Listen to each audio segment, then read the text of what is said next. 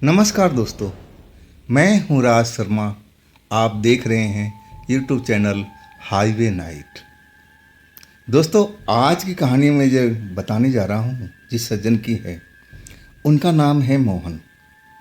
मोहन राजस्थान के रहने वाले, लेकिन दिल्ली में वो अपना घर अब ले चुके थे एक नॉर्मल सी कॉलोनी में। और वो छोटा मोटा एक अपना बिजनेस स्टार्ट कर दिए थे। और लेकिन जब उनका बिजनेस बढ़ने लगा ना, तब उनका वो घर छोटा लगने लगा। अब उनके पास पैसा आ चुका था, अब घर की ज़रूरत अब बड़ा हो चुका था। लेकिन उनके जो पड़ोस में एक घर था जिस पर उनकी नज़र थी, वो घर अब खरीदना चाहते थे। लेकिन जब उस घर के बारे में उन्होंने जाना तो समझ नहीं पाए कि आज के युग में, साइंस के युग में ऐसा भी होता है क्या। तो क्या थी पूरी कहानी, जानने के लिए चलते हैं मोहन जी की इस कहानी में। दोस्तों, मेरा नाम मोहन है। मैं भूत प्रेत पर कभी यकीन करता ही नहीं था, और मैं एक बिजनेसमैन था, छोटा ही था। मैं बिजनेस में अपना मेहनत बहुत करता था, दिन रात लगा देता था। अब मुझे उम्मीद थी कि मेरा जो मेहनत है रंग लाएगा। एक दिन मैं बड़ा आदमी ज़रूर बनूंगा। मैं जिस कॉलोनी में दिल्ली में मकान लिया था, वो नॉर्मल सी कॉलोनी थी। पैसा उस टाइम मेरे पास में नहीं था, तंगी की हालत थी, और मैं अपने आप को उबारने की कोशिश कर रहा था। अब मैं पूरा परिवार सहित राजस्थान से दिल्ली आ चुका था, और उस घर में मैंने शरण लिया जिस घर को मैंने खरीदा था। लेकिन उस घर में आते ही मेरी जो किस्मत थी अब बदलने लगी थी। धीरे धीरे मैं मेहनत करता गया और मेरा काम आगे बढ़ता गया। वो घर मुझे अब सूट कर गया था। अब मेरे पास में पैसा भी आ चुका था, और घर जो था अब हमारे परिवार के लिए छोटा हो चुका था। पैसा जो आ चुका था, अब मैं सोचने लगा कि मेरे बगल का जो घर है वो मैं खरीद लूँ। लेकिन पहले उस घर में मैं जब आया था ना, तो बिल्कुल खाली पड़ा हुआ था, ताला बंद था उसमें। लेकिन जब मैं उस घर का इतिहास समझने लगा कि आखिर घर किसका है, मैं बात करूं, क्योंकि मैं जब से आया था उस घर में मुझे कोई रहने वाला दिखाई नहीं देता था। और आखिरकार मैं उस मालिक तक पहुंच गया था जिसका वो घर था। मेरे घर का दीवार भी उससे सटी हुई थी। जब मैं उनके घर पहुंचा ना, तो मैं अपना ख्वाहिश जाहिर किया कि भाई साहब, ये जो आपका घर है ना हमारे कॉलोनी में, हमारे घर के बराबर में, उस घर को मैं खरीदना चाहता हूँ, अगर आप उचित दाम पर दे तो। वो मकान मालिक जैसे खुश हो गया। मैं समझ नहीं पाया उस वक्त में कि उसकी खुशी का राज क्या था। लेकिन अगले पल वो थोड़ा शांत हो गया और कहने लगा कि आप तो उस घर में कितने दिनों से रहते हो, जो मैं नया मकान लिया है। मैंने बोला जी, करीब करीब 6-7 महीना तो हो ही चुका है। तब उसने बोला कि मेरे घर के बारे में कुछ जानकारी तो ज़रूर आपने इकट्ठा किया होगा। मैंने बोला हाँ, जानकारी इकट्ठा किया हूँ। लोग वक्त बताते हैं कि आपका घर भूतिया है, तो फिर भी आप हिम्मत रखते हैं घर खरीदने के लिए। उन्होंने छूटते हुए मुझसे पूछा। मैंने बोला हाँ, मैं भूत प्रेत को मानता नहीं हूँ, और मैं कभी मानना भी नहीं चाहता हूँ। ये लोगों का दिमाग का वहम है, भरम है कि भूत होता है। बताइए ना, साइंस के युग में और आज भी हम अंधविश्वास में पड़े हुए हैं। मुझे इन चीज़ों पर यकीन नहीं है। हाँ, आप ज़रूर यकीन करते होंगे। तब वो जो मकान मालिक थे कहने लगे, भाई मैं तो यकीन करता हूँ। अब मैं उनसे बहस करना नहीं चाहता था। मैं सीधे छोड़ते ही जवाब दिया कि देखिए, आपको घर बेचना है तो कीमत बताइए। और तब उन्होंने एक कीमत मुझे बताई। वो घर तो मुझे आधे दाम पर मिल रहा था। अब मैंने देरी नहीं किया, चटपट सौदा कर लिया। अब वो घर मेरे पास आ चुका था। मैं भी खुश था, मेरे परिवार के लोग भी खुश थे।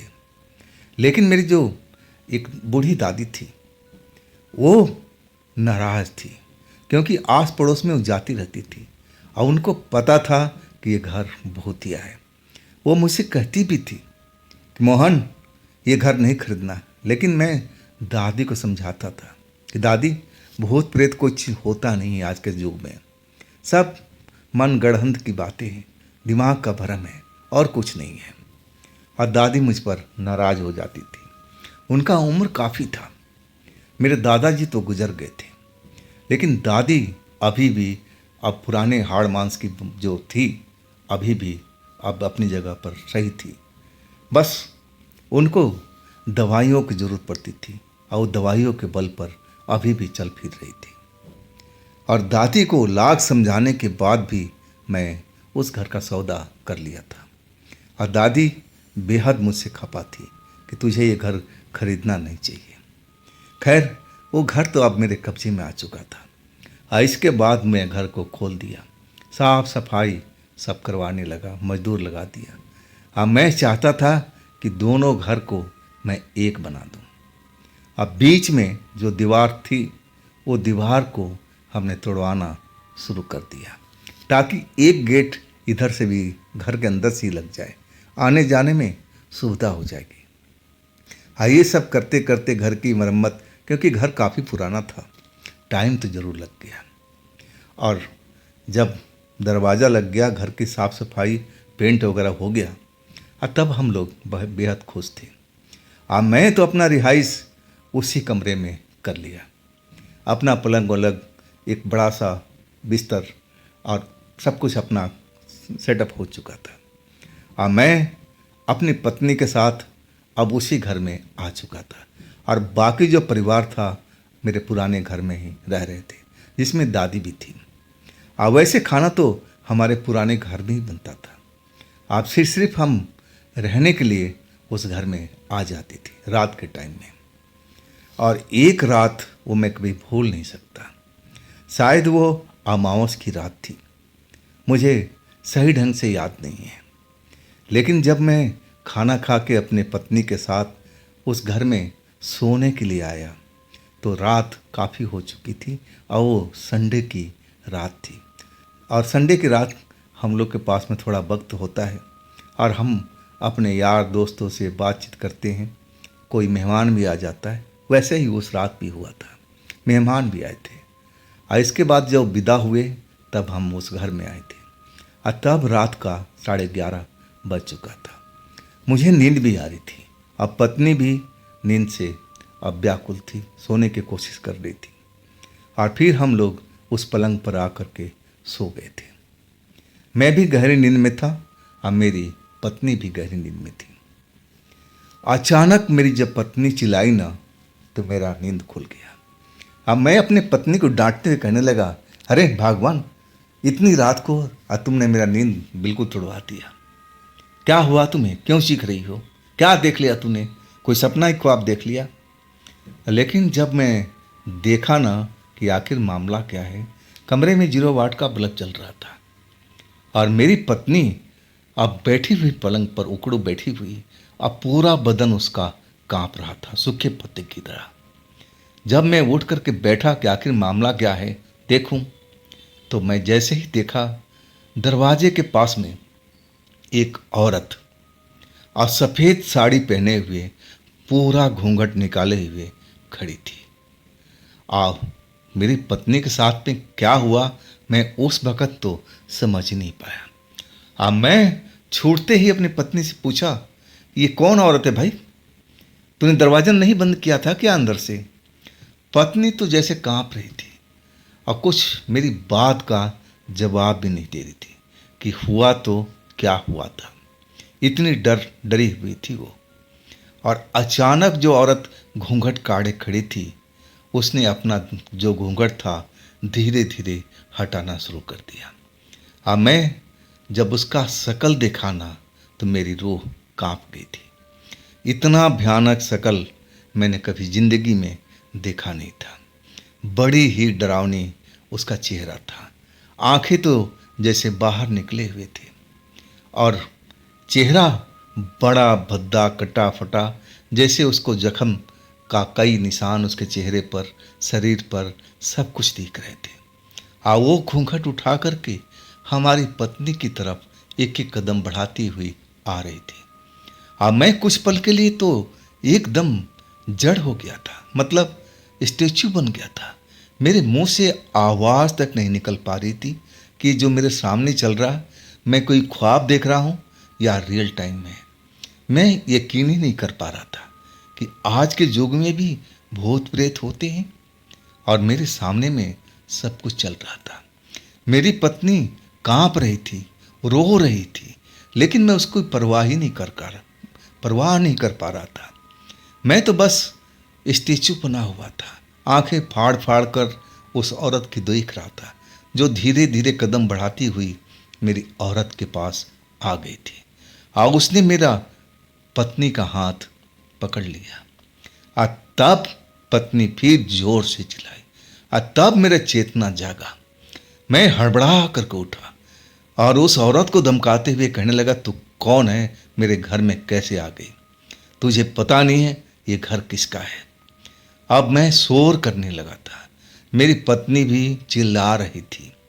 और इस शोर सुनकर के जो मेरी दादी माँ पहले वाले घर में रहती थी और बाकी भी परिवार रहते थे, वो सब जाग चुके थे।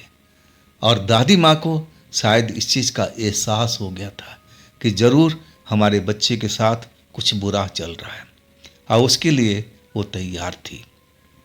और दरवाज़ा तो जैसे हमारी पत्नी ने बंद ही किया था, लेकिन दरवाज़ा कैसे खुल गया था ये मालूम नहीं। और तभी दादी का आवाज़ आई। और वो सीधा तन के चलती थी, क्योंकि हड्डी मजबूत थी दादी की, वो झुक के नहीं चलती थी। और अपने हाथ में एक लोटा लिए हुए थी और आवाज़ लगाते हुए, मोहन मोहन तू डर मत, मैं आ गई आ गई। और जैसे ही दरवाजे पर आई ना, तब सीधा लोटे का जल उस औरत के ऊपर फेंक दिया और लोटा सीधा उस औरत से टकराया और पूरा जल से जैसे वो नहा लिया हो उस औरत ने। और जैसे ही जल गिरा, वो तो तड़पना शुरू कर दिया था, जमीन पर लौट गई थी और लगा कि शरीर में से जैसे धुआं सा निकल रहा हो, जल रहा उसका बदन। और देखते ही देखते वो फिर उस जगह से गायब भी हो गई थी। हम तीनों लोग थे, मेरी दादी, मेरी पत्नी और मैं। मुझे तो अब भी विश्वास नहीं हो रहा था कि मेरे सामने जो सब कुछ हो रहा है ये जरूर एक भयानक सपना है। ऐसा वास्तविक जिंदगी में होता नहीं है। लेकिन जब दादी ने मुझे डांटना शुरू किया कि मोहन, मैं तुझे मना करती थी ना बेटे कि ये घर को मत खरीद, इस घर में चुड़ैल रहती है, और देख लिया तेरी पत्नी को मारना चाहती थी, उसको अपने साथ लेके जाना चाहती थी। अगर मैं सही वक्त पर पवित्र गंगा जल लेके नहीं आ जाती तो तेरी पत्नी या तुझे भी वो चुड़ैल मार सकती थी। और तब मुझे एहसास हुआ कि हाँ, आत्मा, भूत, प्रेत आज भी इस दुनिया में रहते हैं।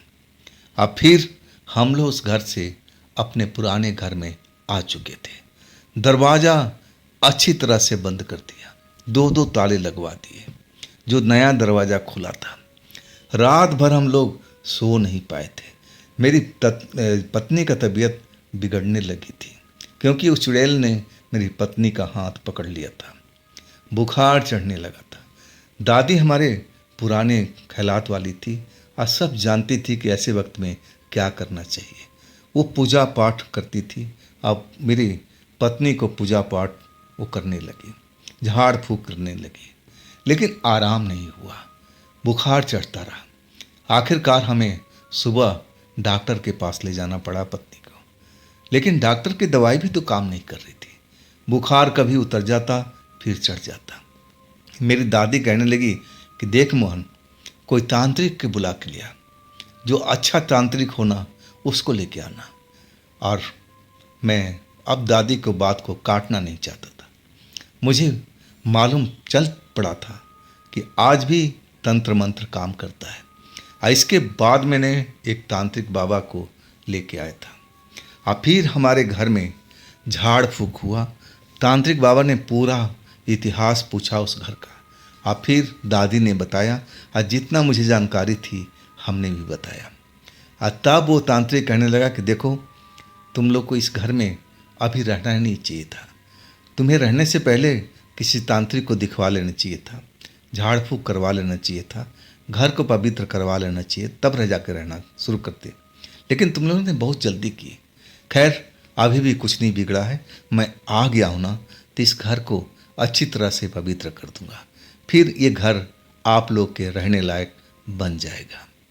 और फिर उस तांत्रिक बाबा ने मेरे पत्नी को भी सही किया और उस घर को पवित्र भी किया। और कहने लगे कि देखो, जो रात में तुम सोने गए थे ना, वो अमावस की रात थी। और अमावस की रात को ही वो आत्मा, वो चुड़ैल बहुत ज़्यादा पावरफुल हो जाती है। और तभी वो तुम्हारी पत्नी के पास पहुंची थी और तुम्हारी पत्नी को वो ले जाना चाहती थी। और इसके बाद तुम पर वो हमला करती।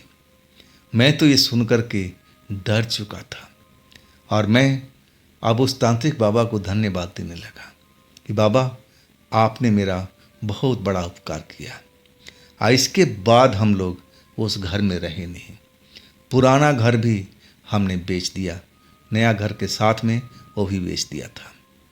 हम दूसरी कॉलोनी में आ चुके थे। लेकिन उस घर की यादें जो है आज भी मेरे जहन में जिंदा है। जब भी हम परिवार सहित कभी बैठते हैं और जिक्र चल जाती है उस घर की, तो मेरा तो रोआं रोआं आज भी खड़ा हो जाता है। क्या वो आत्मा निकल चुकी है उस घर से, या फिर वो घर पवित्र हो चुका है? लेकिन मुझे इतना तो ज़रूर पता था कि वो आत्मा जिस घर में अपना घर समझ लेती है ना, तो चाहे कितना भी आप पूजा पाठ करा लो, और वो कुछ साल के बाद, कुछ दिनों के बाद ज़रूर अपनी जगह पर लौटती है। तो हो सकता है कि वो फिर वापस आ गई हो। तो दोस्तों, ये थी मोहन जी की भेजी हुई कहानी। ये कहानी आपको कैसी लगी ज़रूर बताइएगा। और दोस्तों, इस चैनल को भी सब्सक्राइब कीजिए, लाइक कीजिए, शेयर कीजिए। और फिर हम मिलते हैं नई घटना, नई कहानी के साथ में। आप लोग अपना ख्याल रखिएगा। नमस्कार।